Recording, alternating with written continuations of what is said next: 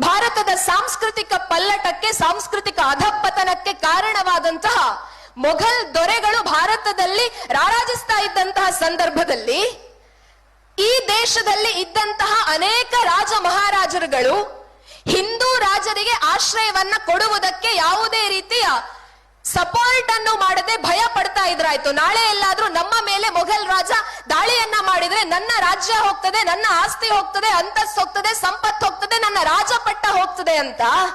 ಅಂತಹ ಸಂದರ್ಭದಲ್ಲಿ ಮೊಘಲ್ ದೊರೆಗಳ ಕೈಯಿಂದ ತಪ್ಪಿಸಿಕೊಂಡು ಶಿವಾಜಿ ಮಹಾರಾಜರ ಮಗ ಊರೂರು ಅಲಿತಾ ಇರ್ತಾರೆ.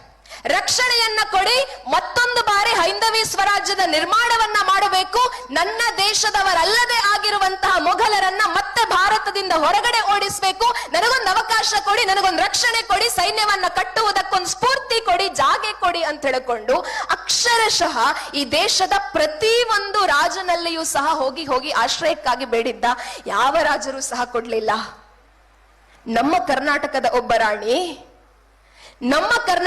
ಒಬ್ಬ ರಾಣಿ ಯಾವುದೇ ಮೊಘಲ್ ದೊರೆ ಬರಲಿ, ಹೈಂದವಿ ಸ್ವರಾಜ್ಯವನ್ನ ನಿರ್ಮಾಣ ಮಾಡಿ ಸತ್ತು ಹೋಗಿದ್ದಂತಹ ಹಿಂದೂಗಳಲ್ಲಿ ಮತ್ತೆ ಧರ್ಮದ ಜಾಗೃತಿಯನ್ನ ಮೂಡಿಸಿದಂತಹ ಛತ್ರಪತಿ ಶಿವಾಜಿ ಮಹಾರಾಜರ ಮಗನಿಗೆ ಆಶ್ರಯವನ್ನ ಕೊಡ್ಲಿಲ್ಲ ಅಂತಾದ್ರೆ ನನ್ನ ಬದುಕು ಅದು ಸಾರ್ಥಕತೆಯನ್ನ ಪಡಿಲಿಕ್ಕೆ ಸಾಧ್ಯ ಇಲ್ಲ.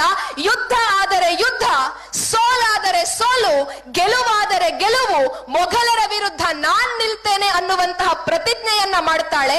ಶಿವಾಜಿಯ ಮಗನಿಗೆ ಆಶ್ರಯವನ್ನ ಕೊಡ್ತಾಳೆ. ಎಲ್ಲಿವರೆಗೆ ಅಂತ ಹೇಳಿದ್ರೆ ಔರಂಗಜೇಬ ಯುದ್ಧಕ್ಕೆ ಬರ್ತಾನೆ, ಒಬ್ಬ ಹೆಣ್ಣು ಮಗಳ ಕೈಯಲ್ಲಿ ಸೋತು ಒಪ್ಪಂದವನ್ನ ಮಾಡಿಕೊಳ್ಳುತ್ತಾನೆ.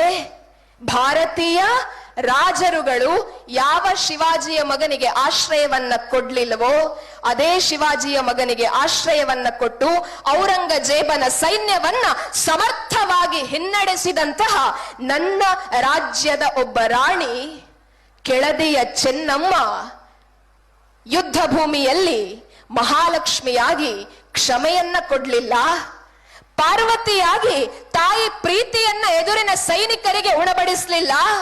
ಯುದ್ಧ ಆದರೆ ಯುದ್ಧ, ಸಮಾಜಕ್ಕಾಗಿ ಬಳೆಯನ್ನ ತೊಡುವಂತಹ ಕೈ ಶಸ್ತ್ರವನ್ನ ಹಿಡಿದರೆ ಏನಾಗಬಹುದು ಅನ್ನುವಂತಹ ಆಲೋಚನೆಯನ್ನ ಕೆಳದೆಯ ಚೆನ್ನಮ್ಮ ಒಬ್ಬ ಹೆಣ್ಣು ಮಗಳು ಸಮಾಜಕ್ಕೆ ಕೊಡ್ತಾಳೆ. ಅದೇ ಕಾರಣಕ್ಕಾಗಿಯೇ ಭಾರತ ಹೇಳಿತು, ಭಾರತದ ಮಗಳು ಲಕ್ಷ್ಮಿಯಲ್ಲ, ಆಕೆ ದುರ್ಗೆ.